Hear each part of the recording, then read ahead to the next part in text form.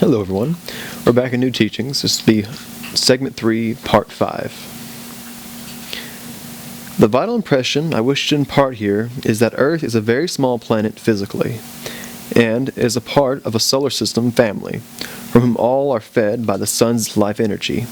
Even as you place food in your mouth for the assimilation, digestion, and elimination process to be completed in a healthy manner, there are those who laugh at the sun worshippers of long ago, but their clarity of devotion surpasses your own. For who would not extend appreciation to a group of God's creations, or beings, who by their love and willingness feed and fuel the life force of your solar system, Earth, and yourself, without ceasing? Your two greatest difficulties are free will, and therefore doubt, and your lack of appreciation for the gift of life and sustaining support to Earth.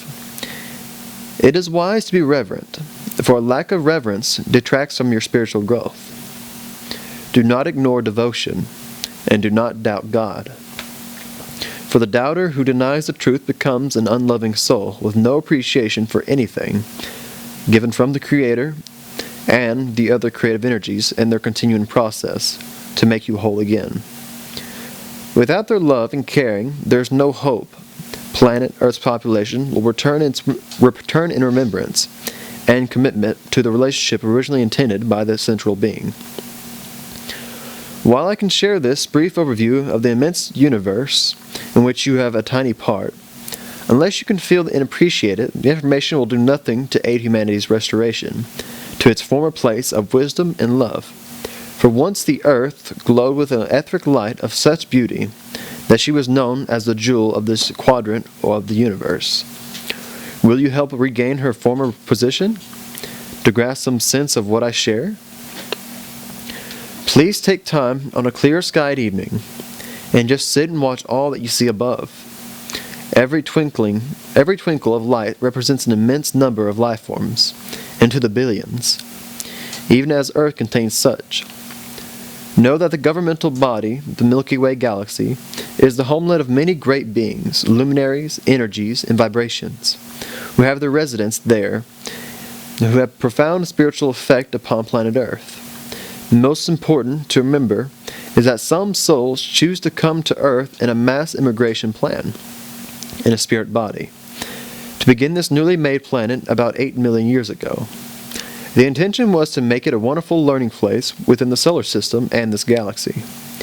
A place where love and wisdom would reach a high plane of expression.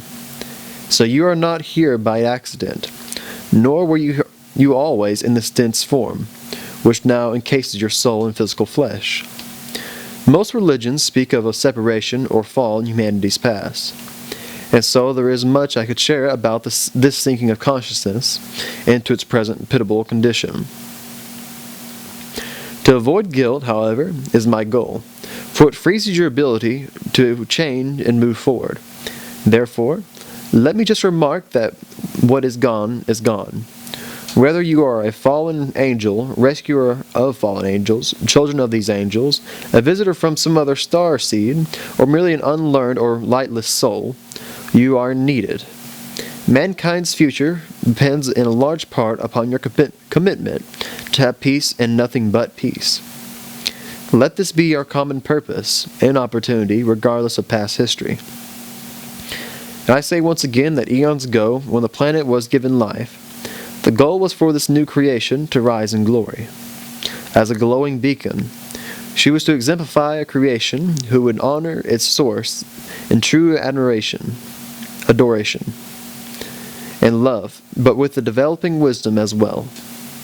Thereby, those of the galaxy who were not yet given the capacity for heart love could see it demonstrated in matter for them to emulate. For I tell you, some beings in this galaxy desperately need an example of love, a model of love, to follow.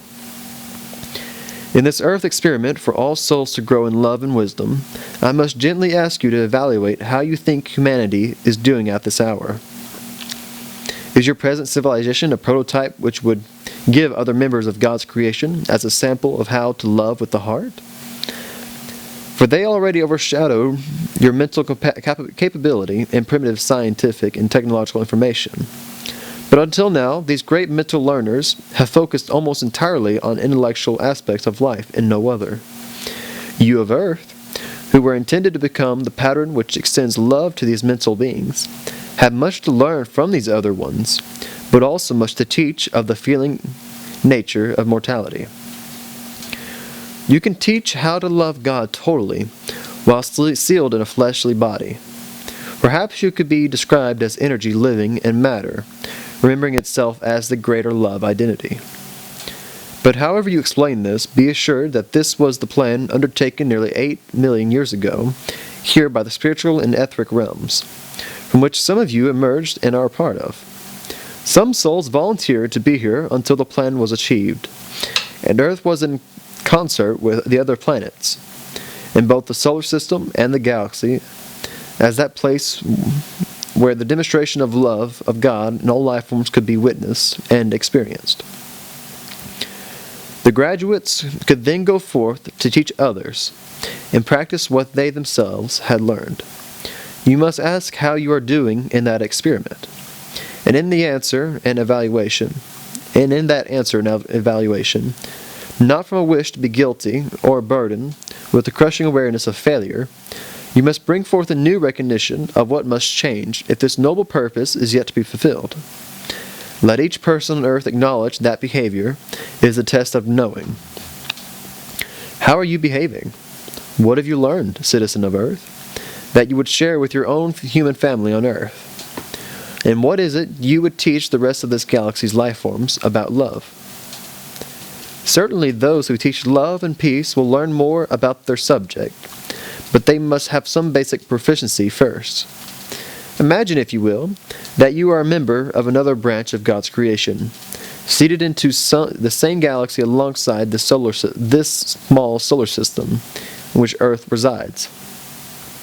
If you were such, would you wish to meet the present-day Earthlings as your model of peace, as your loving neighbors?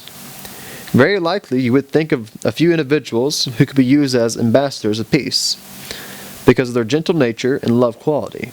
But what of the rest? In which group do you personally fit into? I come to tell you that your soul's desire is to have love and peace, and to share these not only on this planet, but in the solar systems and beyond. There are life energies you cannot even presently see, except as they temporarily materialize on occasional monitoring and reconnaissance visitations. Your present assaults on your own Earth's invisible energy fields, and upon those brothers and sisters in space, have made you suspect indeed. If the situation were reversed, and you are the technically superior, might you not also watch Earth with suspicion, as it spews forth killer satellites and threatens other life forms with nuclear blasts, and plans to deliver even greater destructive weaponry as its calling card in the universe? My heart is heavy in telling of such a tale. It seems a nightmare better left unspoken. Yet your opportunity for an intended divinity must be brought to you for your examination, and the hope that you will hear and remember, and return to Earth's original focus.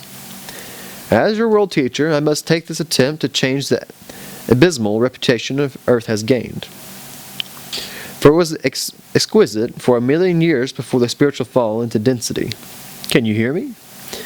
Is there a response to what I ask? I say to you all that this is my intention, to lead the earth onward to her original purpose and usefulness to God. Earth will rise into her former glory, and all souls are required to choose their path as part of this ascension now. And that's what we're ending this part.